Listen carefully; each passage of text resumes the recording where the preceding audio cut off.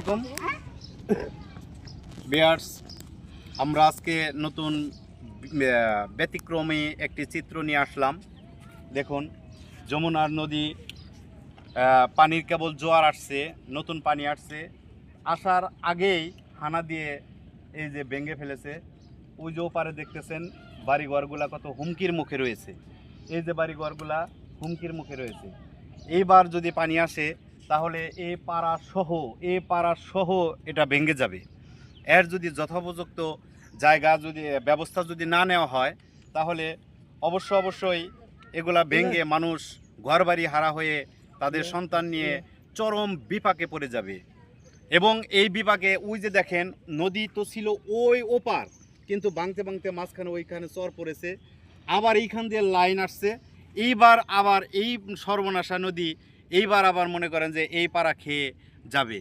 তো আমি মাননীয় জেলা প্রশাসক আছেন, মাননীয় উপজেলা প্রশাসন আছেন, তাদের কাছে বিনীতভাবে অনুরোধ জানাবো যে যথোপযুক্ত পানি আসার আগেই এটার ব্যবস্থা নেওয়ার জন্য। দেখুন ভিউয়ার্স, দেখুন এই যে ভুক্তভোগী মানুষগুলা আছে তাদের সঙ্গে আমি কথা বলছি, একটু তাদের কথা একটু শুনুন আপনারা। দেখুন, আসসালামু আলাইকুম। ওয়ালাইকুম আসসালাম। কাকা, এই যে নদী ভাঙছে বা ভেঙে পূর্বে গেছে, এখন যে পরিস্থিতি এটা যদি না ঠেকানো হয় তাহলে এর অবস্থাটা কি হবে? আপনাদের কতটুকু ক্ষতি হবে? যদি না ঠেকাইতে পারি না, আমরা থাকতে পারবো না, ঘর বাড়ি নেই, জায়গাও নাই, সব নদী ভেঙে গেছে। এইটুকু জায়গা ছিল, কাজ করে দিয়েছিল, আসছিল, যদি কাজের বিনিময়ে ভেঙে গেছে, এইটুকু জায়গা যদি অতি তাড়াতাড়ি কাজ করে দেন তাহলে আমরা পোলাপন্ন থাকতে পারবো। 9 লাখ 10 লাখ থাকার কোনো জায়গা নাই, আঙুরগুলো জায়গা নাই। এই দেখেন কত ঘর বাড়ি তোলাই হয় না, এই জন্য কেনাকাটা হয়েছে, এই গাছের তলে হয়েছে, হয়েছে, একটা ঘর চলতে পারতেছে না, মানুষের টাকা নাই।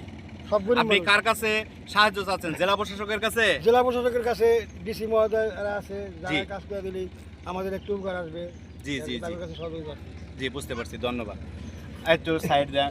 কাকি, আপনারা কিছু বলেন, তাদের কাছে সাহায্য চাচ্ছেন আপনারা? আমাদের এখন কোন পাইলে থাকা গরিব মানুষ বাবা, আঙ্গুরে এখানে আবদার, ডিসি সাহেব আছে, আমাদের এখানে আবদার, আমরা গরিব মানুষ, আমরা কিছুই নাই, আঙ্গুরি আমার বেড়া পুত্র না, খালি আমরা সাইড দুমিয়ে ওই যে ঘরটা ছাড়াই যে কাগজের তালে। জি, বুঝতে পারছি। খালা, আপনিও তাই? সবাই তাই? হ্যাঁ বাবা, আপনারা কি বলেন? আপনাদের এই ভেঙে গেলে কি আপনারা সর্বনাশ হয়ে যাবে না? সবার সর্বনাশ হয়ে যাবে। অবশ্যই আপনারা সাহায্য সহযোগিতা চান যে এই বেড়িবাঁধটা বন্ধ হোক, তাই না? বেড়িবাঁধ নতুন করে দিলে পারে আপনারা আবার মনে করেন অন্তত ঘর বাড়িটা ভাঙবে না, এই তো? জি, বুঝতে পারছি। তো ধন্যবাদ। মাননীয় জেলা প্রশাসক মহোদয়ের কাছে আমার বিনীতভাবে অনুরোধ